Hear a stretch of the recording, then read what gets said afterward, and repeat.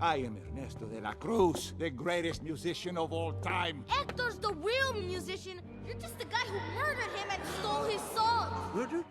Pixar films may be lighthearted and fun, but they also contain some of the most wicked and villainous antagonists. After all, I am your biggest fan. Buddy? My name is not Buddy! Welcome to The Rewind. Today, we'll be counting down the top 10 Pixar villains. Before we begin, make sure to give this video a like and hit the subscribe button for good luck. Number 10. Bruce, Finding Nemo. Name's Bruce. It's alright, I understand. Why trust a shark, right? Bruce may not have been the main villain in Finding Nemo, and some people might not even consider him to be a villain at all, but when this great white shark catches the scent of fish blood, he quickly turns into a 2,000-pound killing machine. It doesn't matter how you justify it, Bruce is terrifying and would have eaten Marty and Dory alive had it not been for the other sharks. I'm having fish tonight! Remember the steps, mate! Number 9. Chef Skinner, Ratatouille. F-I-R-E-D! Fired! He wants to see the chef. But he... From a distance, he may just be a short-tempered sous chef, but Chef Skinner's malevolence stretches well beyond the kitchen. After the untimely passing of the great Chef Gusteau, Skinner assumes control of his Parisian restaurant. When Skinner discovers that Linguini is Gusteau's son, he hides this important fact from Linguini and the rest of the world in order to maintain control of the restaurant and capitalize on Gusteau's name.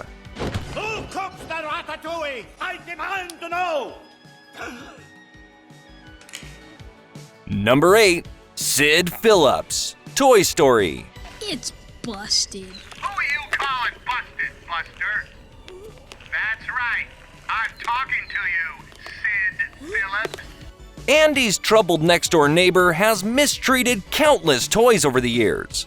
Sid turns his toys into unseemly creatures by mercilessly removing their body parts and forging them with parts from other toys. He even tosses Woody onto a charcoal grill with every intention of setting him on fire. But at the end of the day, Sid is just a misguided child, and teaching him a lesson is as easy as exposing him to the sentient toys all around him. From now on, you must take good care of your toys. Because if you don't, we'll find out, Sid. Number 7. Chick Hicks, Cars. In your dreams, Thunder. Yeah, right. Thunder, what's he talking about thunder? You know, because thunder always comes after lightning. Kapow! Cheaters always get what they deserve in the end. Chick Hicks has been eagerly waiting for the king to retire so that he can finally start winning some races and take over the coveted Dino co-sponsorship.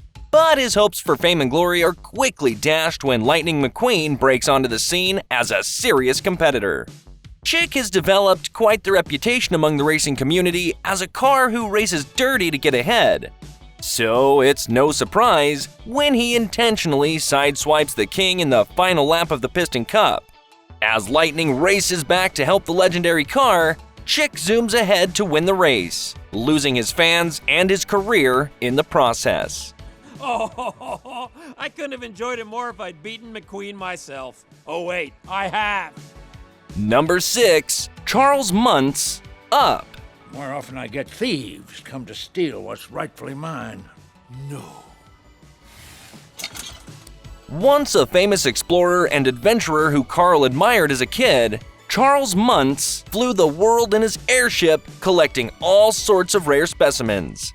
However, after presenting a newly found treasure, scientists claimed that MUNTZ's specimen was a fake and expelled him from the National Explorers Society.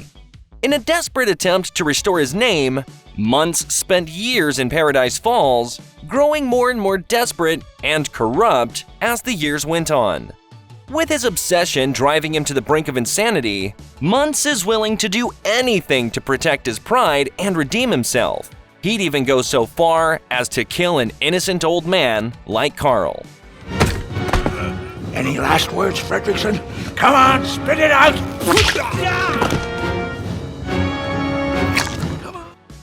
Number 5. Hopper, A Bug's Life. Where's my food? Ruthless and violent, but also cunning, Hopper has no problem killing a few ants in order to maintain power.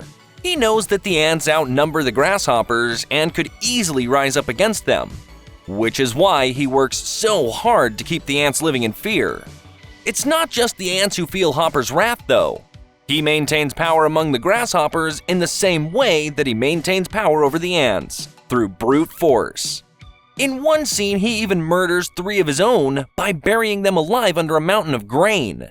Please, Hopper! I'll get more grasshoppers and be back next season, but you won't. Number 4. Randall Boggs, Monsters, Inc. Wazowski! Where is it, you little one-eyed cretin? Okay, first of all, it's Crete. If you're gonna threaten me, do it properly. While villainous coworkers are very much real, Randall Boggs takes it to the next level. Randall is as competitive as he is malicious, and will stop at nothing to put Sully in his shadow. His snake-like physical form and his ability to change his skin color to blend into any environment perfectly represent this insidious, backstabbing villain. Not only does Randall try to get rid of Mike and Sully by any means necessary, but he also tries to kill a toddler with a scream-sucking machine. She's not scared of you anymore. Looks like you're out of a job. Number 3. Lotso Huggin' Bear, Toy Story 3. She replaced us. Come on. No, she only replaced you. She replaced all of us, didn't she? A villain who looks the part is one thing, but a villain with a friendly face and warm personality can be even worse. Lotso is deceptive and manipulates other toys into doing his dirty work. Not long after Woody and the gang end up in Sunnyside Daycare, Lotso's friendly persona vanishes and he begins to show his true colors, shedding light on the fact that the daycare is basically a prison and he's the warden.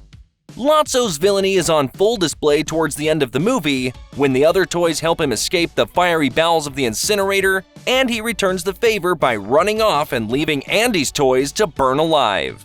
Hey, where's that furball Lotso? Yeah, I'd like to loosen his stitches. Forget it, guys. He's not worth it. Number 2. Ernesto de la Cruz, Coco.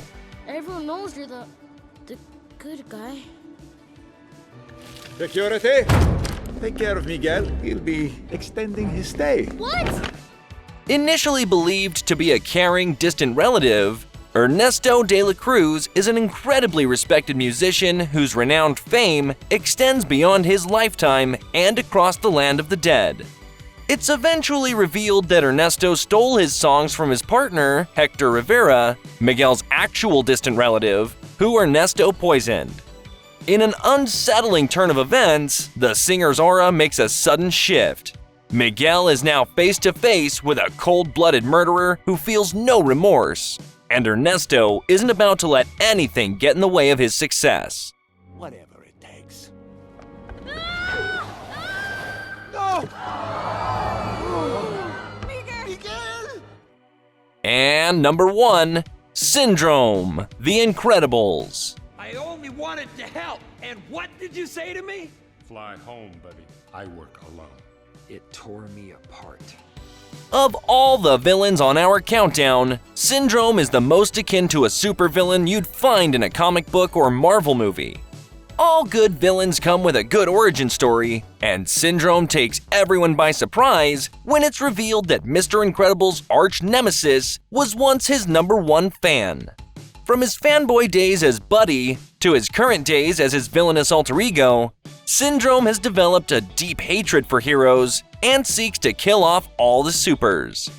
He manages to hold his own against the Incredibles, but in the end, he's no match for Jack Jack's powers.